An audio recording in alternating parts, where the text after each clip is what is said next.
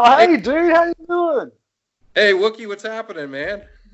Oh, why are you upside down? I'm not upside down.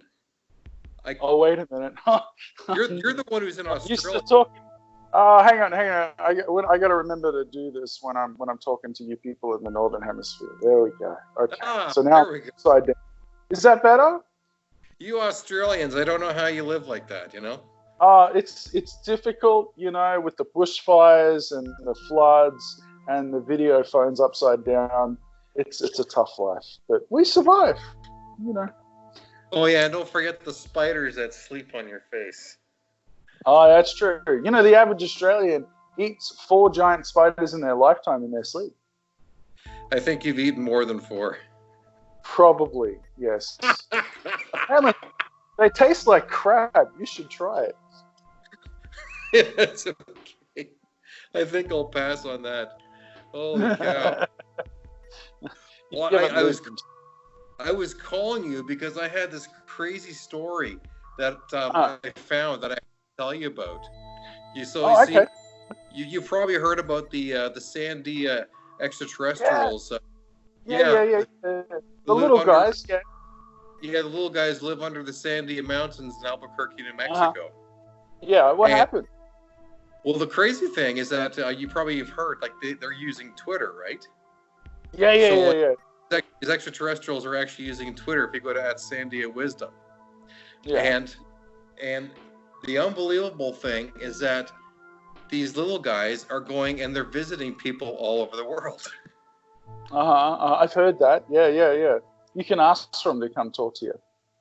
Yeah, and not only are they coming to people's places, but these and they follow them on Twitter, and then they talk about it on Twitter, and they've been actually sharing their stories online, and I got a couple stories here, and these are stories that you can't make up, and the only thing I could call them is like close encounters of the Pon-tee kind. Honestly. Okay, what happened? You gotta tell me. Oh, you got to hear this. This is crazy. Okay. All right. So we have this guy. His name's Jason. Right. So apparently he gets visited by the Pon-tee quite often. And one who's been coming around his place, his name is Peta, like the bread. Oh, right. Is he the one with the butt? He's the one with the butt. Everyone comments about. I've seen people commenting about he's got a butt, as in a nice butt. Okay, go on. Yeah, and Radar, the other Pon-tee, he's always harassing him about the size of his butt on Twitter. It's pretty funny. Hey, the fella's got game. You got to give him credit. Yeah. Well, this story actually kind of ties in with butt. So we'll call this story "Oh Snap." Oh, okay. All right. Okay, wait till you hear this. Okay, so his name is Jason, and so here's the story. It says, a few years ago, I remember meeting Peta, and I was teasing him in a friendly way, like I do with some friends. So I take it Peta's been going over to visit his place. I didn't get anything back from teasing him, and I wasn't expecting him to get me back anytime soon. And I think he planned on it that way. But then I remember getting into bed one night, and I was sleeping on my side. One side with my one arm under my pillow, and the other arm flopped over my chest. Then out of nowhere, I felt a snap on the back of my shorts. I didn't just wake up. I pushed myself right off the bed with one hand and quickly looked over my backside. And I tried to remember how I was positioned when I woke up, and it just wasn't adding up. Both of my hands were nowhere near my back.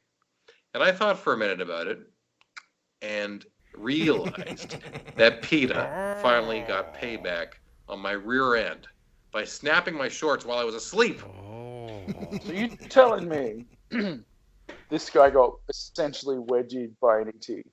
He got wedgied by an ET. Wow. Yeah.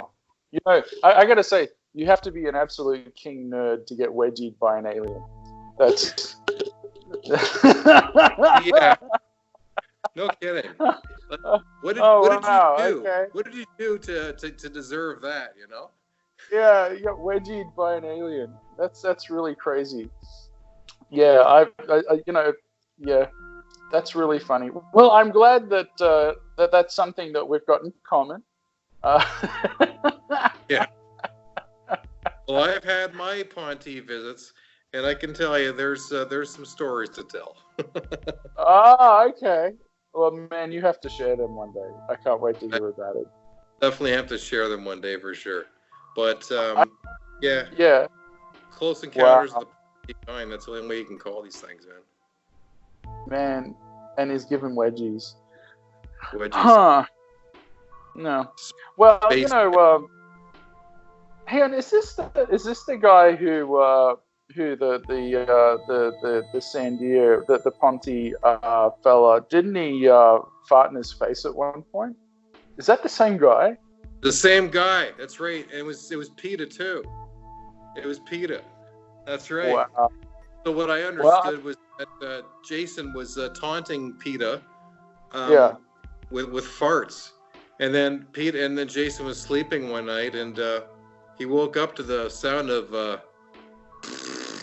right in his face. Oh man, I don't even want to imagine what that smells like. What do those guys eat up there? Apparently, he said it smelled like garlic. Garlic. Well, at least they have good taste anyway. I'm really glad that their cooking takes after the Italian side of things and not the Anglo-Saxon side of things, because, man, life would be rough otherwise. Wow, garlic. Huh. Yeah, I just had to share these stories with you because, people want to know, okay, what's a real extraterrestrial contact like? How scary can it be? Well, we just told you how scary it is. Get farted at. Yeah. He snapped my shorts in the middle of the night. Yeah. Hard. If you get any more, make sure you give me a call and let me know, because that one was hilarious. If I have stories, I will definitely give you a call and I'll tell you about them for sure. Yeah. Yeah, and that's, if anything's, a good reason to make sure you wear your clean undies to bed. Yeah. Because you never know who's going to be giving you a wedgie. That's right. And knowing is how. All right. Good night. All right, man. We'll see you. See you next time.